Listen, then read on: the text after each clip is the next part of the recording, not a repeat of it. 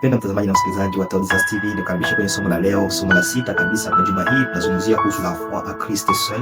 Ni kwa Kristo pekee ndipo tunapata wokovu. Na leo sasa lendi tuzungumzie somo nzuri la vie antérieure de Paul. Tunazungumzia maisha ya awali ya Paulo kabla ya kukutana na Yesu. Na huko nitakusika hata Biblia yako kwenye Wafilipi sura 3 mstari wa 4 hadi wa 6. Tuangalie Paulo anazungumzia vitu gani, alikuwa namna gani kabla ya kukutana na Yesu, na baada ya kukutana na Yesu naye alikuwaje. Na itatufunza nini mimi na wewe baada ya kukutana na Yesu tunatakiwa tuwe namna gani.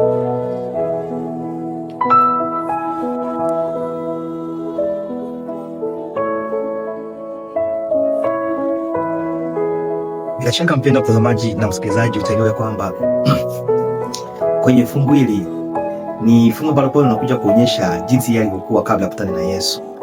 Kumbuka tu ya kwamba huko Yerusalemu wakati kulikuwepo na kikao, ilikuwa imesemeka kwamba wasiendelee kugandamizwa, watu wasigandamizwa kuingia katika kanisa. Hivi waumini wapya hawakutakiwa kulazimishwa kushika zile ambazo tulikuwa tukiziita sherehe za Kiyahudi kwenye Matendo ya Mitume 15:19 hadi 11.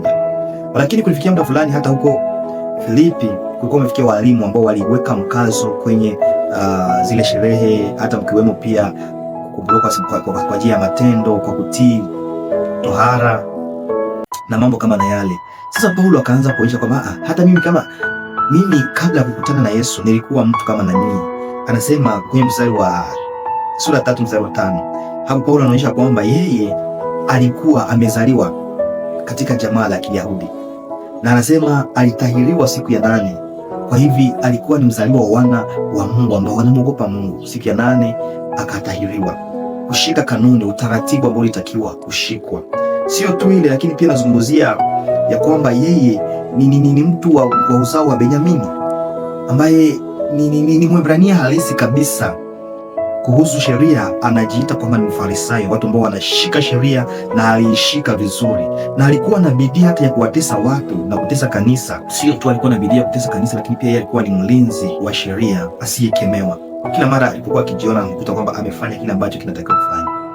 Lakini Paulo anawaambia alijigamba juu ya haya yote kabla ya kumjua Yesu. Alikuwa anajivunia, mimi nimesomea kwa Gamaliel, mimi ni Mwebrania, mimi nimetufanyizwa Torah siku ya 8. Kwa hivi alikuwa anajisifia kwamba ameshika zile taratibu ambazo zilitakiwa kushikwa.